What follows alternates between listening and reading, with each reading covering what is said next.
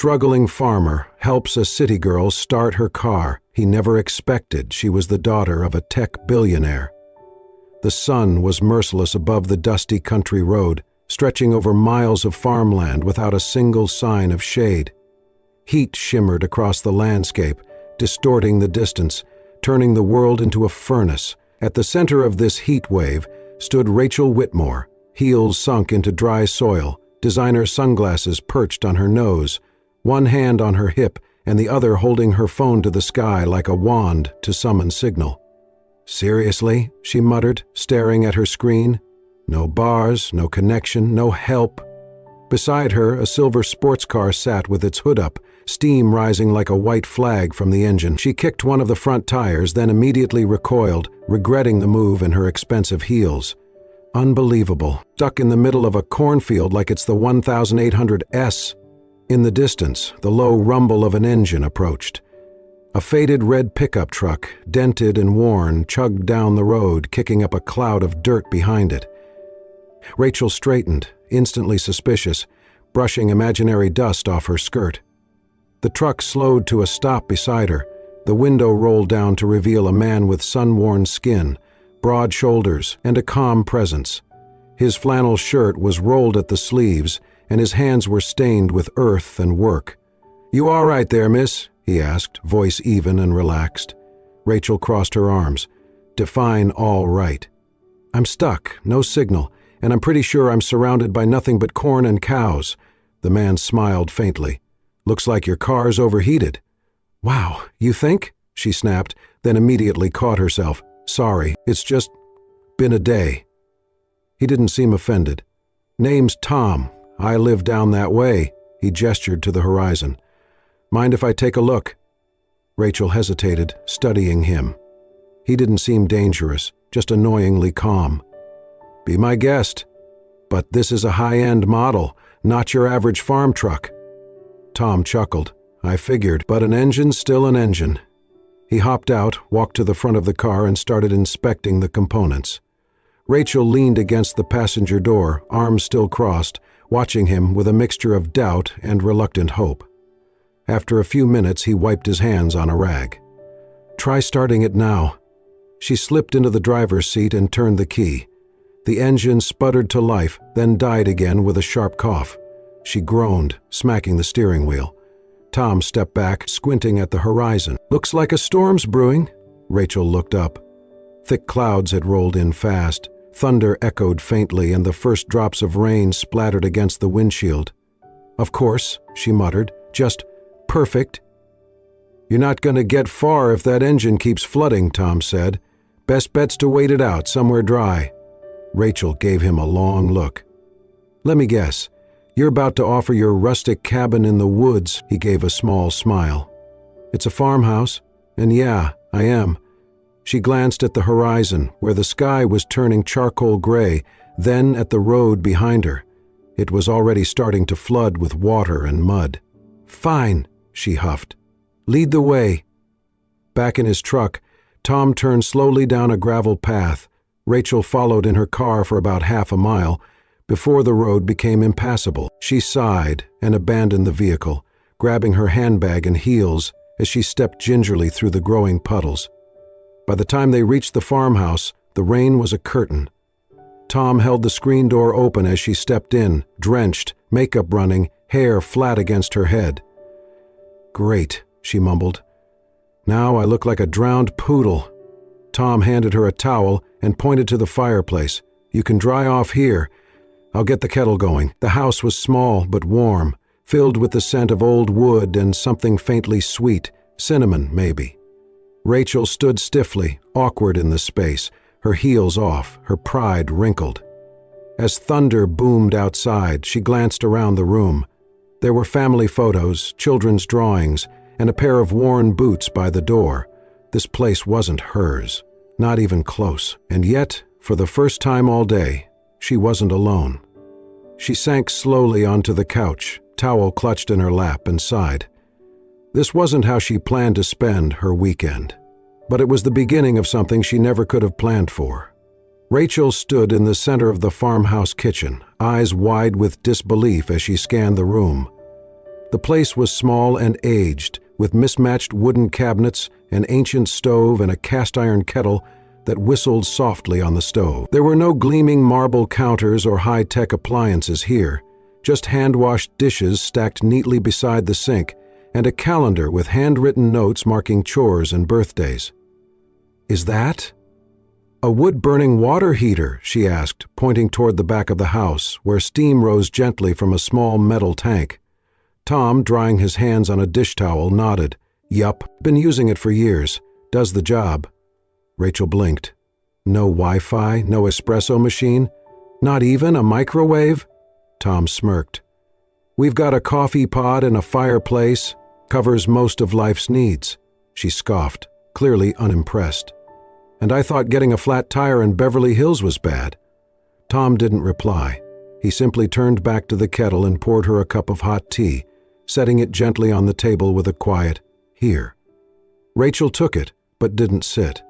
Instead, she wandered around the room, examining everything with a kind of detached curiosity, as if she were on a reality show where the city girl gets dropped into a pioneer homestead. In the dining room, Ruth, Tom's mother, was setting the table. Her movements were slow but purposeful, her hands steady despite age. The meal was simple: a pot of vegetable stew, a loaf of fresh cornbread, and sliced apples with cinnamon. Rachel looked at the food and raised an eyebrow. "Is this dinner?" Ruth gave a warm, genuine smile. "It's not fancy, honey, but it's made with love." Rachel forced a polite nod and took her seat. Tom sat across from her, quiet, observant. He watched her reactions with measured patience, his eyes more expressive than his words. Ruth served everyone a bowl, her hands shaking just slightly as she handed one to Rachel. "I hope you'll like it. It's one of Tom's favorites." Rachel picked up her spoon with hesitation and took a small bite. She chewed slowly, her expression unreadable, then set the spoon down. "It's fine," she said. "Just not really what I'm used to." Ruth chuckled gently. "Well, maybe it'll grow on you." Throughout the meal, Rachel mostly picked at her food, occasionally glancing at her phone and groaning when she remembered again that there was no service. Tom spoke little, responding when spoken to, but his gaze lingered on Rachel longer each time she wrinkled her nose or sighed audibly. After dinner, Rachel excused herself from the table and stepped outside, pacing along the porch until she found just enough bars of signal near the fence. She dialed quickly. A few seconds later, a friend picked up. "Oh my God, Maddie, you will not believe where I am," Rachel hissed, her voice half laughing, half exasperated. "This place? It's like stepping into the dark ages. There's no Wi-Fi, no Uber, no oat milk lattes. They heat water with firewood. I feel like I'm living in some historic reenactment."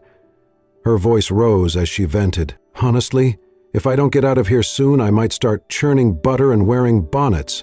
It's literally like the Stone Age." She laughed, oblivious to the quiet footsteps behind her. Tom had stepped out to take out the trash, only to freeze as he heard her words. He stood there silently, the shadows hiding his face. After a moment, he turned without saying a word and walked back inside, the screen door creaking closed behind him. Rachel ended the call, sighing heavily, then slowly turned to go back inside.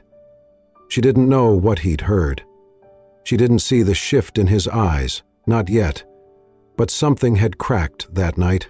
Not loudly, not dramatically, just a small fracture in the space between two people who had started off as strangers and who were about to discover how much they could change each other's world. The next morning, the sky was painted in soft gold, the breeze mild, the fields rustling gently in the distance. The storm had passed, but Rachel's mood hadn't lifted. She sat at the edge of the porch, arms crossed, chin resting on her knees. Everything around her felt so static, so quiet, too quiet. No signal, no sounds of traffic, no escape. After breakfast, she slipped away, telling Ruth she was just going for some air. With her phone useless and her patience worn thin, Rachel wandered beyond the barn, past the chicken coop, and down a narrow path lined with wildflowers and worn stones. The air smelled of fresh hay and damp earth. She followed the trail without thinking, as if her feet needed movement more than her mind did. She hadn't meant to go far, but the winding path kept leading her, deeper and deeper into the woods behind the property. Trees arched overhead like cathedral ceilings. Birds called to one another. She took a breath and admitted, just barely, that it was beautiful, untamed, raw, and peaceful in a way she wasn't used to. Then she stepped wrong. The ground beneath her shifted suddenly, a loose patch of gravel at the edge of a ravine. Her foot slid, her ankle twisted, and before she could react, her body was tumbling down. She crashed into a narrow gully, landing hard between two jagged rocks. Pain shot up her leg as she tried to move, and her heart pounded with rising panic. Her right foot was stuck, wedged awkwardly between rocks, and no matter how hard she tugged, it would not budge. "Hello?" she screamed, her voice echoing off the surrounding trees. "Is anyone there?" There was no answer. She tried again, louder. She cried out until her throat grew hoarse. Her palms were scraped, her knees bleeding, the heat pressing down on her like a weight. Sweat stung her eyes. She tried pulling again, screaming through clenched teeth, but the pain was blinding. Minutes passed, then longer. "Please," she whispered, voice cracking. "Someone." Rachel's pride was the last thing to leave her. As the sun climbed higher, she felt it all slipping. Her strength, her anger, her polished edges. Tears welled up. She wiped at them with dirty hands, smearing earth across her cheeks. Then, just as her eyes were beginning to blur into darkness, she heard it, the sound of running, crunching footsteps, someone calling her name. "Rachel?" She tried to lift her head but couldn't. Then he appeared. Tom. His eyes scanned the ravine, and the moment he saw her, something in his face changed. He didn't hesitate. Without a word, he dropped down, carefully sliding down the rocky incline. Hey, stay with me," he said, kneeling beside her. "I've got you." "I'm stuck," she breathed. "My foot." He examined the angle quickly, his fingers moving with precision. Then, with one firm movement and a grunt of effort, he freed her ankle from the crevice. She gasped in pain. I know," he said gently. "It's going to hurt, but we've got to get you out of here." She couldn't speak. Her head dropped against his chest. Tom didn't ask for permission. He scooped her up into his arms, dirt, blood, and all, and began the slow, difficult climb. The slope was steep, the ground slick from the recent rain, but he moved steadily, carefully, never letting her slip. When they reached the top, he adjusted her weight against him, breathing hard, his shirt soaked with sweat and soil. Back at the house, Ruth rushed to meet them, her hands trembling. Tom carried Rachel into the spare room, cleaned her wounds, iced her ankle, and covered her with a quilt. She didn't say a word the whole time. Her eyes fluttered shut, overwhelmed by exhaustion. Hours passed. When Rachel finally stirred, she found herself lying in the small bed, light spilling in through the window. Her leg was propped up. The room smelled like soap and lavender. She turned her head and saw Tom sitting in the chair beside her, quiet, his arms folded, dirt still under his nails. Their eyes met. She opened her mouth, but no words came. Finally, in a voice so soft it barely reached him, she whispered, "Thank you," and "I'm sorry." Tom didn't move, but his eyes softened. "That's enough," he said quietly, and in the silence that followed, something unspoken passed between them. Not forgiveness, not yet, but something like the start of it. The days that followed her fall passed differently. Rachel moved slower now, not just because of her injured ankle, but because something inside her had shifted. She watched the world around her with quieter eyes, no longer filled with impatience or contempt, but something closer to curiosity, humility, maybe.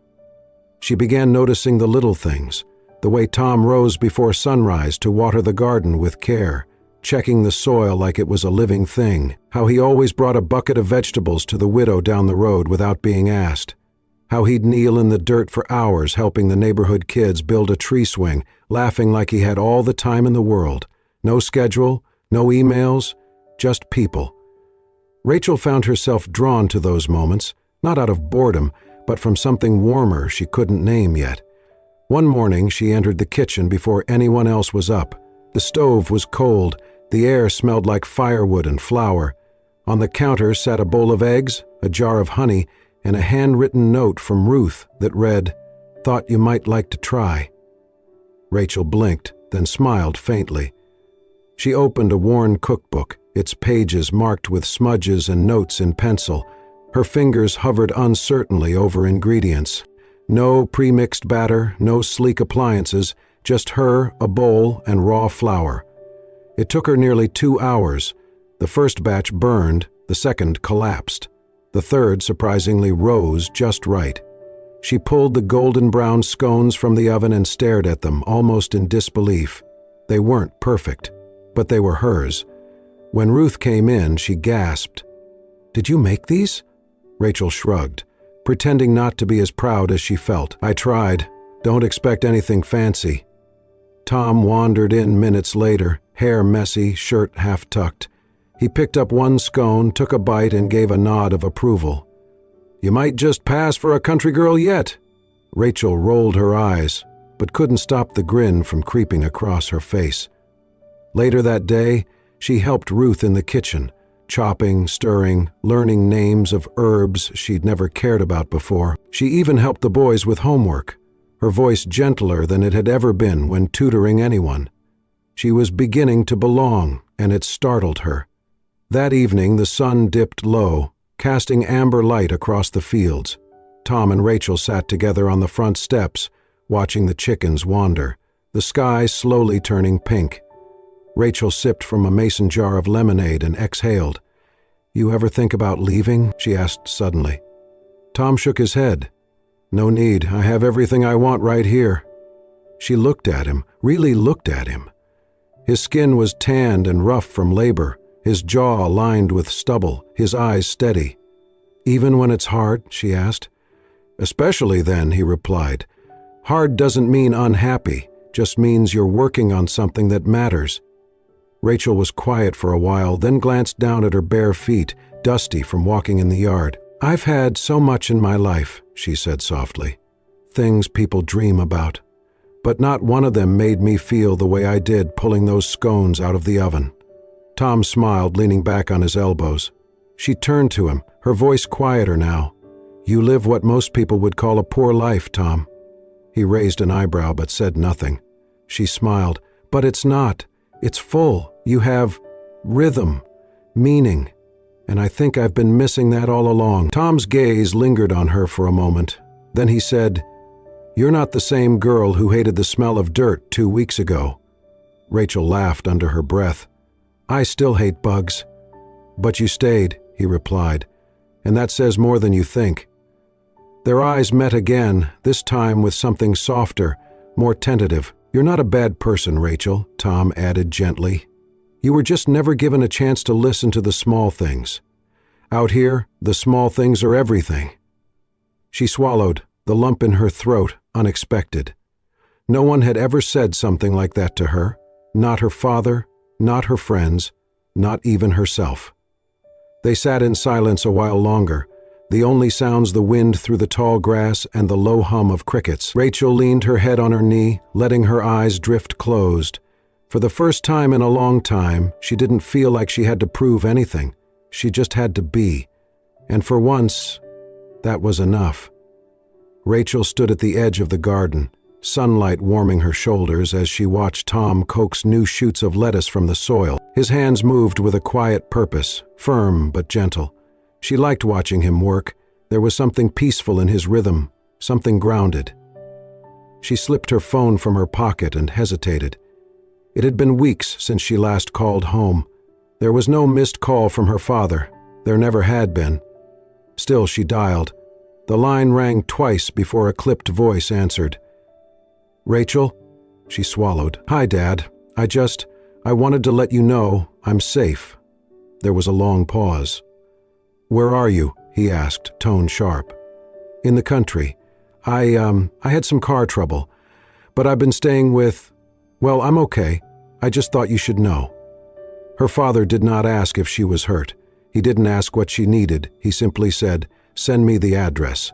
"I'm fine, Dad, really. Rachel, address."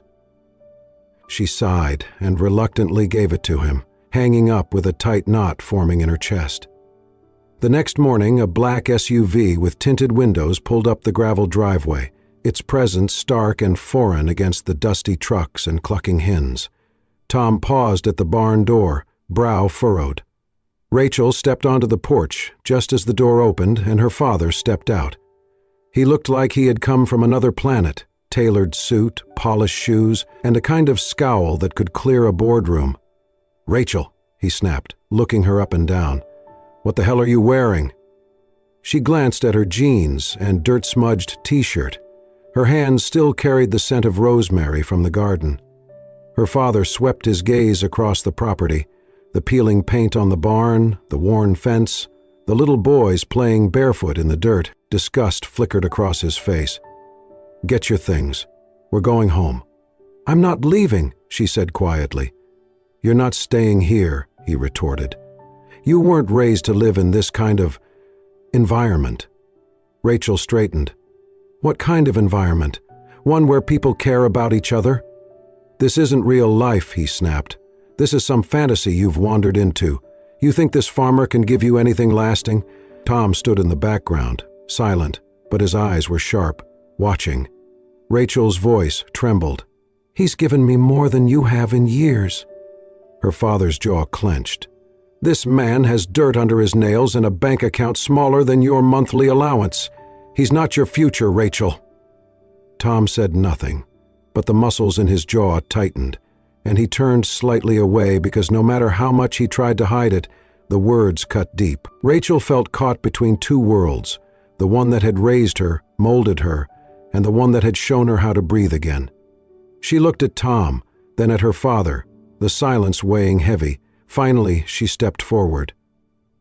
"I'll go," she said, her voice low but steady. Tom's gaze snapped to her, but he didn't speak. "I need to face things," she continued. "But I'm not going because you said so, Dad. I'm going to figure out who I am on my own terms." Her father raised an eyebrow, skeptical. She turned back to Tom, walking until she was just in front of him. Her voice softened. "This isn't goodbye," she whispered. I need to make sure I'm choosing this life because it's mine, not because I ran from something else." Tom nodded slowly. "You don't owe me anything, Rachel." She smiled through the sting in her chest. "Maybe not, but I still owe you a thank you for reminding me what life can feel like when you actually live it." She reached for his hand.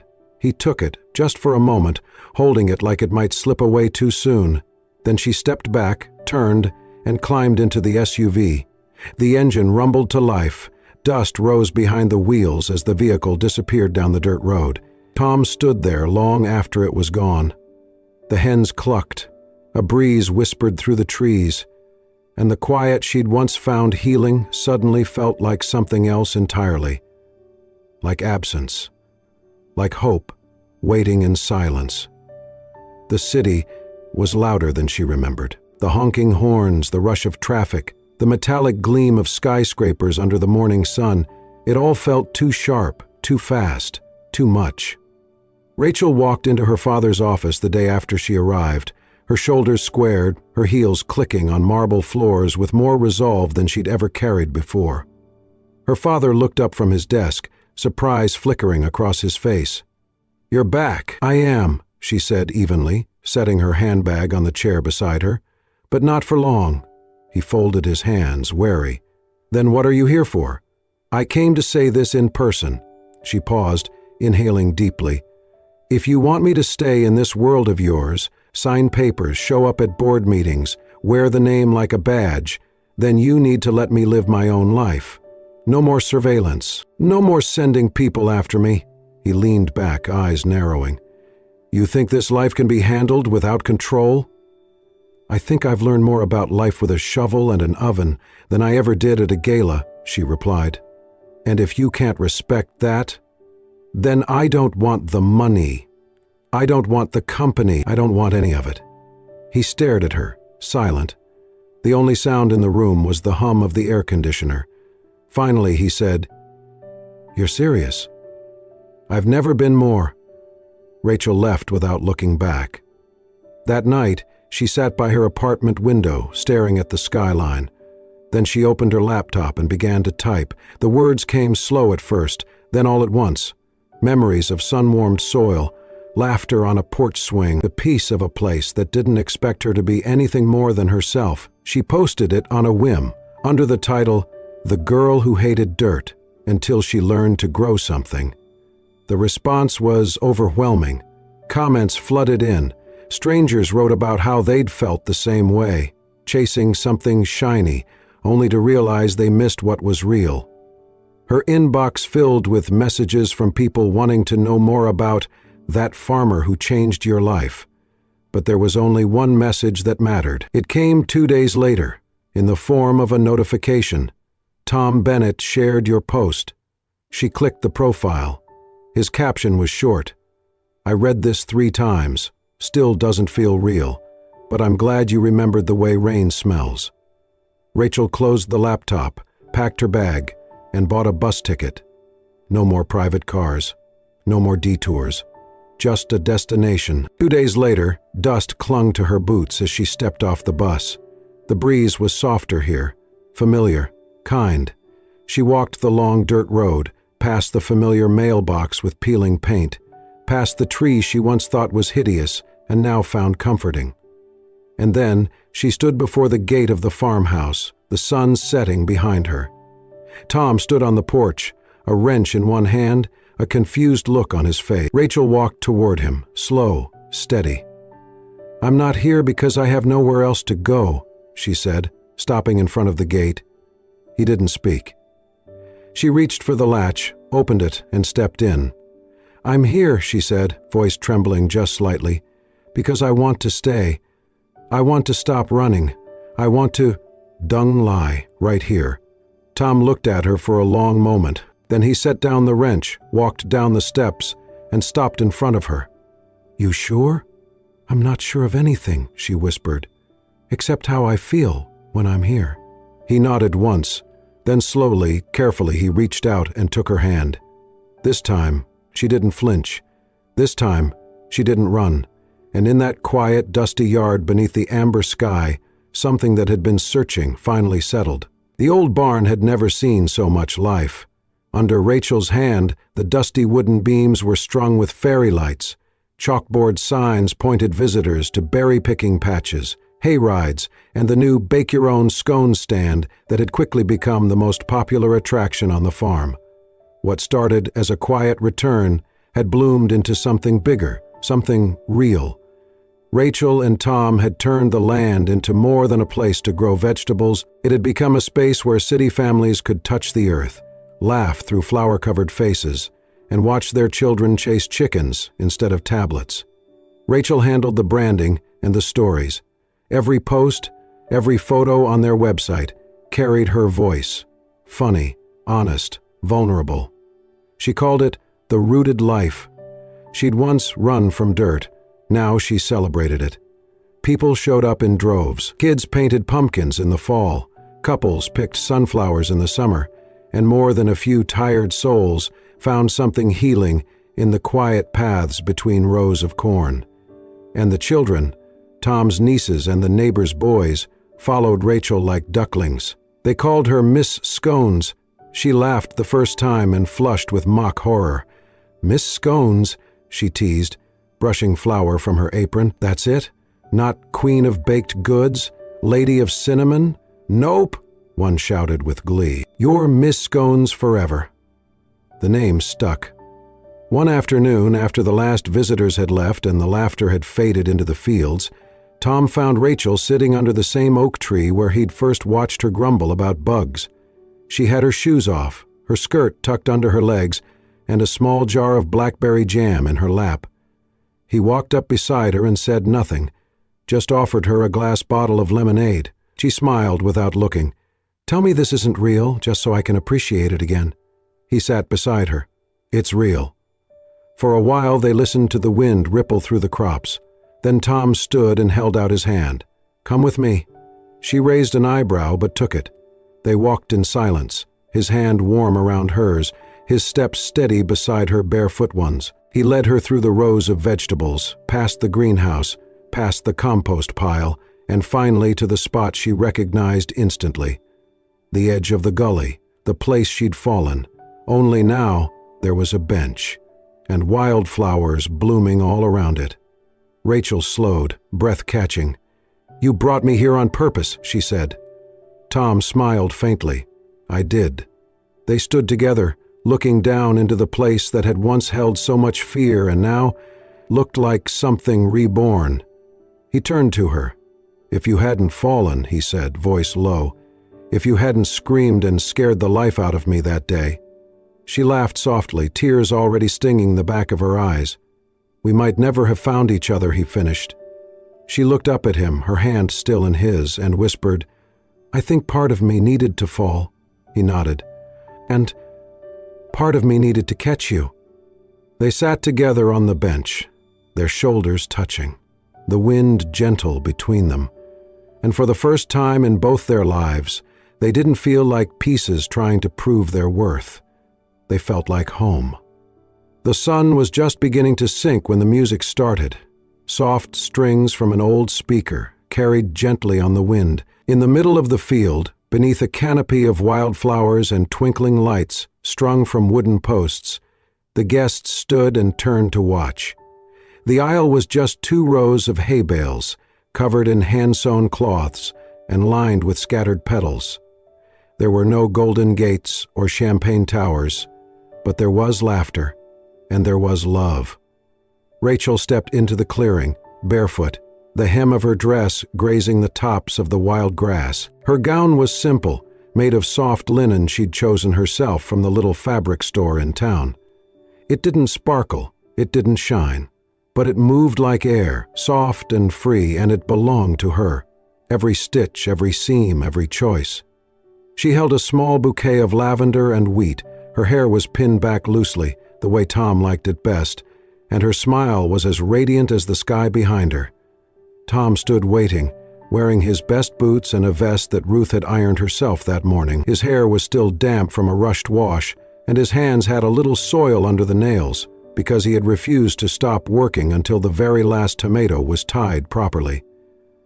Rachel met his eyes and never looked away as she walked toward him. The people gathered were not elite or wealthy. They were neighbors, the mailman, the baker, the kids who had learned how to pull carrots from the earth because Rachel had taught them not to be afraid of dirt. Every one of them had brought something: pies, chairs, paper lanterns. It was a wedding stitched together with love, the kind you could taste in every detail. When Rachel reached Tom, he took her hands, and everything else fell quiet. The officiant, a retired librarian from the next town over, smiled and nodded to them. Rachel spoke first. "I spent so much of my life searching for more," she said, her voice steady. "More money, more praise, more proof that I was enough. And somehow I found everything I ever wanted in the middle of a field I once called nowhere." Tom squeezed her hands, his voice rough with emotion. "You made this place feel new again. You gave me the only thing I ever really needed, someone who saw the worth in quiet things." They exchanged vows with tears in their eyes and laughter between lines. The kiss that followed was met with cheering and the clatter of tin pans from the barn, an old farm tradition Tom had insisted on reviving. As twilight wrapped the sky in soft purple and blue, the tables were filled with home-cooked dishes. Plates passed from hand to hand. Mason jars clinked with lemonade and sweet tea. Laughter rolled across the fields like music. Later that night, as the stars began to peek through the dark, Rachel and Tom sat at a long wooden table with Ruth and the children. Fireflies blinked in the tall grass, and the world was wrapped in golden silence. Rachel leaned her head on Tom's shoulder, watching the sky. She glanced at the children, messy-faced and smiling. She looked around at the place she once wanted to escape from, and she whispered just loud enough for Tom to hear, "I used to think I'd marry a millionaire, but I chose a man who plants love into the earth, one seed at a time." Tom turned, kissed her temple, and said, "And you made it all bloom." Together, under the stars, with dirt on their hands and joy in their bones, they stayed a little longer, just watching the night, knowing there was nothing more they needed, because home wasn't where you came from, it was where you chose to stay. Thank you for joining us on this journey through fields of love, forgiveness, and quiet transformation. Rachel and Tom's story reminds us that sometimes the richest lives are grown not in boardrooms or big cities, but in the soil beneath our feet, in the laughter of neighbors, and in the arms of someone who sees us as we are, not as who we pretend to be. In a world that moves fast and demands more, this tale whispers gently, slow down, breathe deep, and listen to the small things. Because sometimes it's the quietest moments that plant the strongest roots. If this story touched your heart, made you smile, or maybe even brought a tear to your eye, we invite you to subscribe to Soul Stirring Stories.